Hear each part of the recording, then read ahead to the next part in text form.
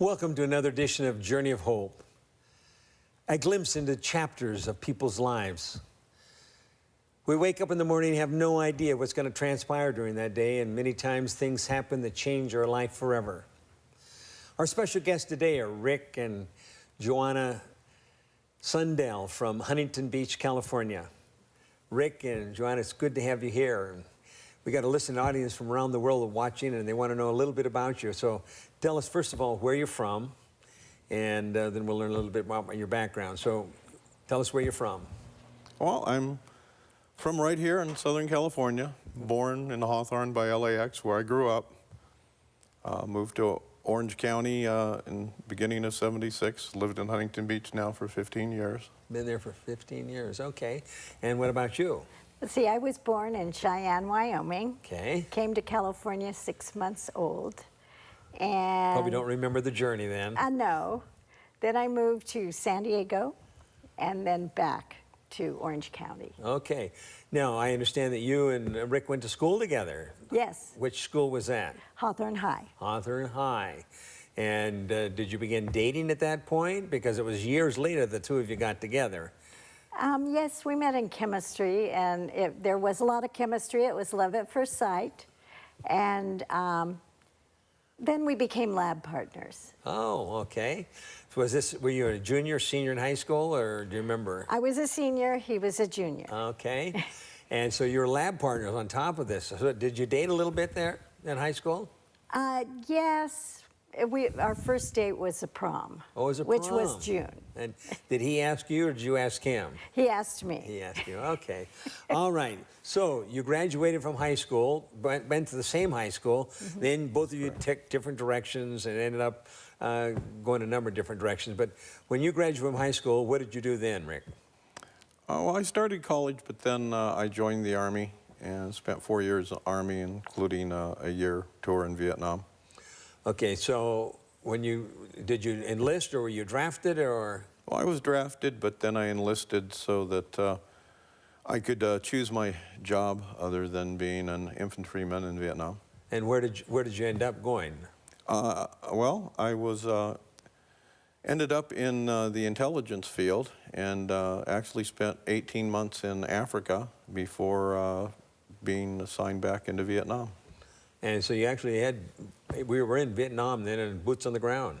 Yes, yes, sir. Okay, and after you finished school, then what? I mean, after you finished the Army, then you go back to school? I went back to college. As a matter of fact, it was kind of interesting because even though we didn't make contact, we went to Long Beach State, and I thought after 4 years in the service that she would be long gone off somewhere else, but actually when I was a junior at Long Beach State, she was a senior. Again, Yes. the second time around you were in high school. Now, did you guys date at all at that time? No, we never even saw each other. Never even, oh, you No, were we there but didn't even know about No. it. Okay, so what did you take in school? I got a bachelor's in management, business management, but I didn't really like the opportunities that was opening to me, so I went back and studied computers and computer programming and spent 40 years in the IT industry. So you must have got in on really on kind of a ground floor when this was just really coming on, if you're talking about 40 years. Yeah, we were still using punch cards when I started. Is that right? Now, did you finish from Long State? Yeah. And what did you get a degree in? I got a BA in home economics, but what was underneath that was the emphasis in nutrition. Okay. So what did you do then after you graduated? I worked some small jobs, and then after that, I went into the defense contracting field, manager of computer security, and worked there for 26 years, and I also did security education as well. So you had a computer background in computers, and you were also in computers. Okay. And you have worked a number of different places, or were you in the same place all the time, Rick? Well, I started for a bank out here, United California Bank, became First Interstate, but then I went and worked for Rockwell International in the beginning of the space shuttle program, and I was with them for 16 years. At the end, we were purchased by Boeing, and I left there because I didn't want to be outsourced. They outsourced their data processing. So I worked as a software developer for 5 years and then went to an insurance company who then outsourced us. And so I finished my career actually working for the outsourcer. Really? Now, you went back and got a couple of graduate degrees, didn't you? Yes, I went back to Long Beach State and got an MBA. And then I went to a small private university in San Diego that was known as United States International University. It's now known as Alliant International University, and I got a doctorate in management there. And also in management. Yeah. But you've been working in the computer field all for 40 years, Yes. 40-some years. Yes. Okay. A lot of changes in the last 40 years. Oh, it changes all the time. It's all, yeah, and it's continuing to change. That's right. So when you retired recently, where were you working then? I was working for a company called Computer Sciences, and I was doing system administration on mainframe computers and enterprise class servers, large machines, but I was able to work from home because the machines, physical machines that I was supporting were in Connecticut and Hong Kong and Australia and India. A lot of travel? No, just You were able to work just, from home? Just or- all from home. All from home. Well, that's pretty good. Now, when you finally retired, where were you working? Let's see, I retired in 2009, and I'm working at Weight Watchers. I'm a receptionist. Okay. And it allows me to get in touch with a lot of people, helping them to lose weight. Oh, really? Okay. And how long did you do that? I'm still doing it. Oh, you are? Yes. Okay. I'm still doing it, and I've been doing it for 3 years. All right. Well, everything's going along fine. You guys take two different directions in your Yes. lives, and then how many years ago did you come back together? About 14. 14 years. And you both had your own families, went different directions, and then came back together after 14 years ago. Okay. Now, everything's going along fine, and then you find out there's some changes taking place in your health. Yes. Tell us the story. Well, like I mentioned, I was in Vietnam, so And I'll stop there. Thank you for your military service. oh, you're welcome. I was exposed to Agent Orange. I was with the first Cav on the Cambodian border when I first went over there, and our main base camp was in a former Michelin rubber plantation that had been defoliated with Agent Orange, so I did have exposure to it. And so that alone let me get some VA medical care. But I got diagnosed with prostate cancer in February of 2014. And my PSA wasn't that high, but when they did the biopsy, they found that I was a 3+4 Gleason 7. Which is a little bit higher, still 3+3 and then 3+4, so it's a little bit higher. So what did they want to do, or what did you want to do? Well, the urologist surgeon, he told me that I could just watch it if I wanted, but when you have a Gleason 7, all urologists would tell you that you should take some action, and of course his action was to remove it. Sure. And I told him, well, I wanted to think about that. Didn't want to just be put right on the surgery docket. And he said, well, he would send me to the radiologist if I wanted to. I said, yeah, I'd like to talk to them. So I went over there, and this was at the VA, and they wanted me to have a clinical trial of radiation and hormone therapy, and I had heard that there was some complications with that, and I also talked to a doctor who was giving me a colonoscopy, and he said there was too many side effects from the radiation in the rectal area, and he said, don't do that. He was just Whatever flat, you do, don't get the radiation. Don't get the radiation. And so I went to my church, and I said, I need some prayers. I said, I've been diagnosed with prostate cancer. So this is your local church? My local church. Okay. And my pastor says, oh, I had prostate cancer. I went to Loma, Linda. Oh, you're kidding. And I said, oh, okay. Well, I said, I'm familiar with the Loma Linda Hospital, but not any of the specifics. And so I contacted Loma Linda, and they sent me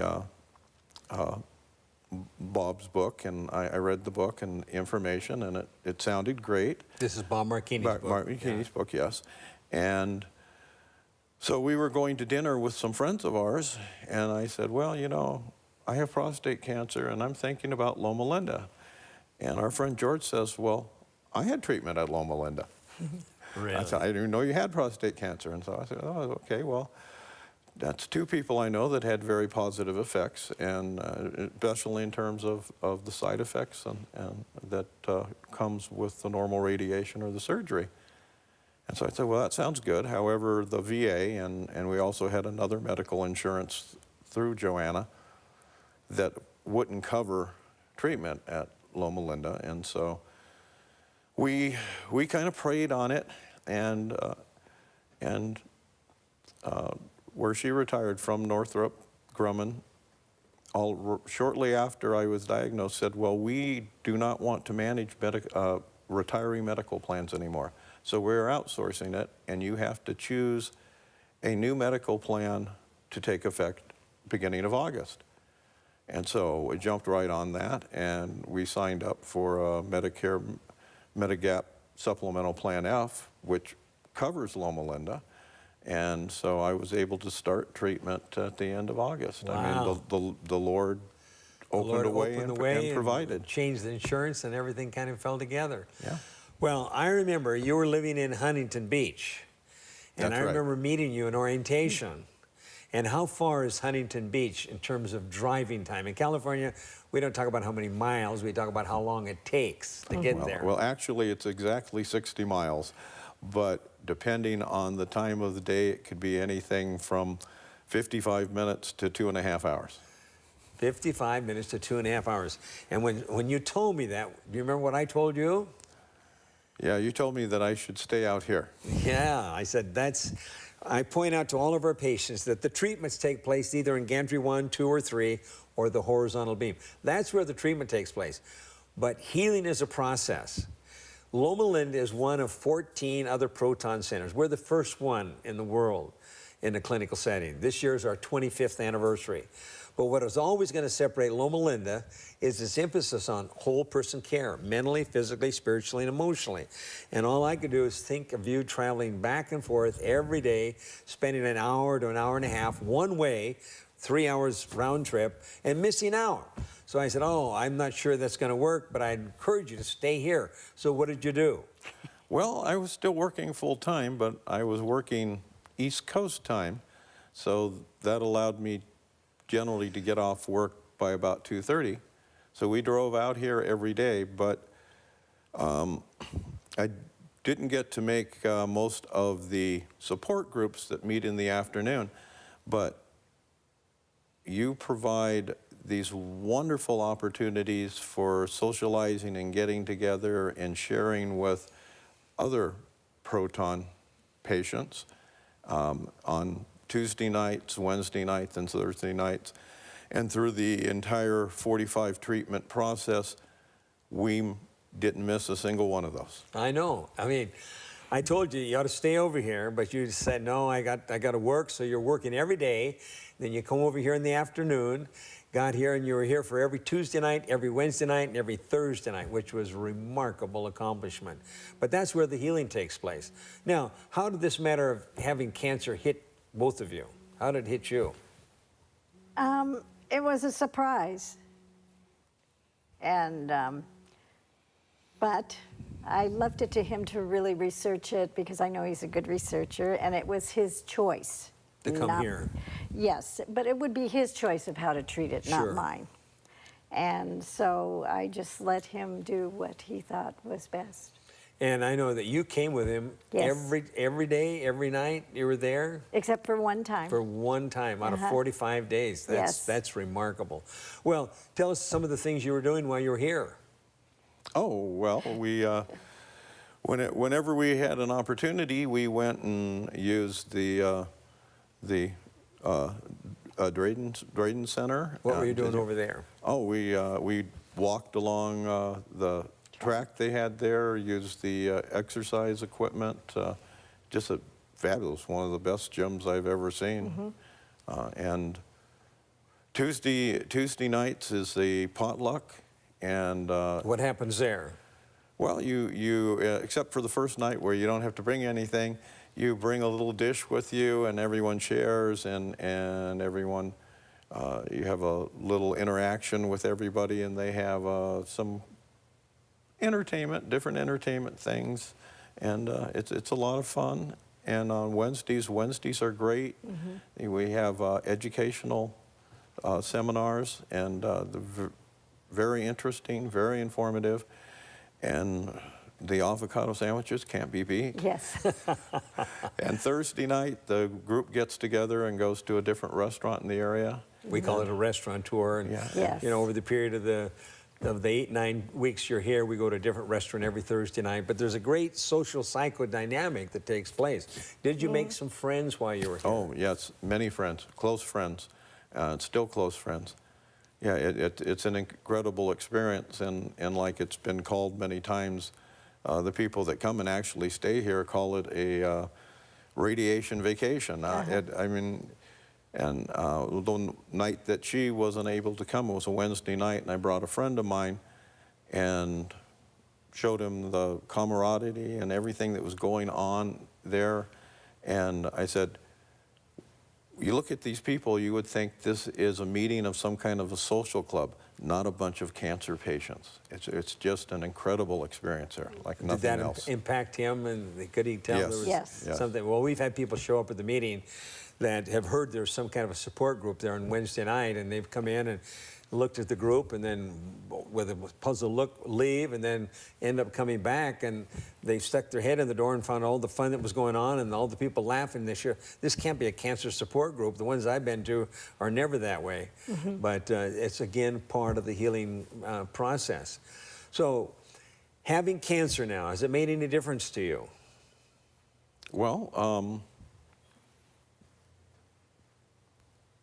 well, yeah, and of course it did. Okay. You know, you're told you have cancer, you're going to die. Yeah, I mean, I ask our patients, you know, when they first come in, what's the first thing you think of when you find out that you're diagnosed with cancer? And, you know, 85, 90, 95% will quickly say, I'm dying. They hear that cancer, I've got cancer, I'm dying. How long do I have? Will it be painful? Will I see my kids? Will I see my grandkids? Will I have any grandkids? And then I begin by saying, well, I have wonderful news for you. You're in the best possible place on planet Earth. So yeah, I mean, it's very sobering. I mean, when you get cancer, your family's involved. What did the kids think of this? Oh, well, of course, it was very upsetting. They were scared. Yeah, Dad's got scared. cancer. That's right. Yeah. Yeah. Yes, my youngest daughter has always been terrified of the C word. So. Well, I mean, many people they know that had cancer, they die, you know? And, you know, they think of cancer and they're envisioning people losing their hair and getting emaciated and losing weight and everything. And they call up some of our patients and they'll say, hey, you have to call me back. I'm on the 9th hole right now, Yeah. you know? Or we're over having a dinner, we're going to a restaurant, one thing or another, and they hear about all the fun that's going on. They can't envision that these people are actually being treated for cancer. I mean, it makes all the difference in the world. So did you get involved when he was being in treatment, or did you just show up with him, and what were you doing during this time? No, I was involved. Were you? Yes. I went on the tour and I learned about the proton equipment, and it is extremely vast, you know, and extremely complex, and was explained very well and helped a lot for a family member to see what their loved one was going through. What they're going through. No, Yes. it's very, very important, yeah. And particularly, you know, we often say that occasionally the system will go down, and Yes. people come out of that tour and they say, man, I'm not surprised it goes down. I'm shocked it even works. It is so sophisticated. It is. And as you know, we've got the longest running one in the world, and still have the best on-time delivery service of anywhere. So did any of your family members come over here while you were in treatment? No. But you did bring a couple friends Yes. Yes. with you. And what was their impression when they came? Oh, everyone who sees this and sees how it operates very impressed, and every time I have an opportunity, I promote Loma Linda. Somebody says that they have prostate cancer, know someone has prostate cancer, I tell them they need to check into Loma Linda. I mean, you need to determine what's the right treatment for you. Of course, I honestly believe it's Loma Linda, but I say, before you make a decision, check out Loma Linda, because it's wonderful, especially in terms of the quality of life. Well, that's really, that's one of the things that makes Loma Linda so unique, not only because it has the proton therapy, but the whole emphasis on whole person care. Living longer is only good if you experience quality of life. And that's what Loma Linda is all about, and you've discovered that. Now, did you pick up any habits good habits while you were here? Well, I'm sure I did, yeah. You're sure you did. Now, you are working out, you told me now. Yes, yeah. And how often are you working out? At least 4 or 5 times a week, and sometimes more than once a day. Is that right? Good for you. How about you? Are you doing anything? I've always worked out my whole life. Have about you? 4 days a week. 4 days a week. Good for you. But then taxes came in, so I had to take a little break. Yeah. Well, that's next week. That should be behind us. Hopefully. It is behind me now. You guys already got yours done. I can Yes. remember you were talking about it here a couple of weeks ago. So now that you've had cancer, what difference is it making to you? It's not as frightening as it was before. I have a better understanding of it and what can be done for it. It's all, I mean, it's like all challenges. The Lord puts challenges out there for you to grow, or even as a conduit to glorify God. Well, I'm glad you're bringing that up, because I mean, the Lord's a very important part of your life. It's a very, very important part of my life, and sometimes it's when something happens and you have something to overcome, it's not necessarily directed at you. It may be a lesson that somebody else who's involved with you needs to see. Okay, repeat that again, because that's a very important observation. That sometimes things happen to us, and it may not, you're saying it may not even be for us. It may be for somebody else looking on. It could be a family member. In other words, Paul in the book of Romans says, all things work together for the good of those that love the Lord. And what you're saying is sometimes things happen to us that may have more of an impact on somebody else. Is that what you're suggesting? Yeah. Bring them to an understanding of the Lord. Yeah.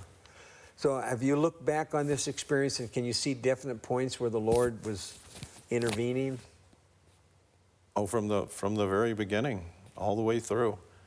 Yeah, and in other aspects of our life that we don't have time to discuss here, the Lord has intervened and helped us and come through even when things seemed the darkest and worst possible situations were happening. It actually, if you just go ahead and follow the direction that you're being led, it turns out to be the most wonderful thing. Well, I've had many people say that, you know, maybe getting cancer and coming to Loma Linda was one of the best things that ever happened to them. And what you're saying is, you're looking back on getting cancer, has it been a blessing in your life? I would say yes. Yeah. And not only because you were able to cure it, but now I'm able to go out and help people to understand that they can be treated, they can be cured, they can still have a quality of life. They just need to check into Loma Linda. Well, and for our listening audience, we have many people that are watching this week, and this week they've got some kind of what they think is devastating news. What would you tell them if they've just been diagnosed, whether it's prostate cancer or some other kind of cancer? What would you tell them? To trust in the Lord. That's a trust in the Lord. As I've often said, the Lord will provide everything you need. Not necessarily everything you want, Oh, that's a very important point. but he will provide everything you need. And if you trust in the Lord and listen and try and follow the direction that he gives you, it will work out as it should be. Well, see, it wasn't by accident that you came to this faith-based institution. No. That's what makes Loma Linda, again, another distinctive difference between Loma Linda and all the other medical centers. We're one of 125 health science centers, but we're the only faith-based one. And for our listening audience, I know there's some people out there that have just been diagnosed, just had some sobering news. And I'll often tell them, first of all, you know, as you've mentioned here, put your trust in the Lord. Give him an opportunity. And then when you find out that you've got a diagnosis, it's sometimes helpful to seek a second opinion. And then I tell people, you know, take responsibility for your own health and explore the options. And don't always just jump at the first thing that comes along. But as you've been talking about it, praying, and as I thought it was very interesting, you said that you were at church and you went to the church and you sought help and prayer. And then it's the pastor that comes and said, hey, I was treated over there at a place called Loma Linda. And you, of course, knew about the city of Loma Linda, but you didn't know about the distinctive things. And then several other people came into your life kind of confirming that this is the direction for which you should be going. Absolutely. Well, I know that God is going to continue to bless you in many, many wonderful ways. I know that this is just a chapter in your life, but it's going to be a chapter that's going to give you a determining point in the reference in the future. God's going to bring other people into your life that you're going to be able to help. And even though they've been confronted with something as terrible as cancer, there are ways to get through this thing. For our listening audience, I want to let you know that God has a plan for your life. And even as Rick and Joanna here have demonstrated, what happens when you put your trust in the Lord, he'll take you. Trust in him now.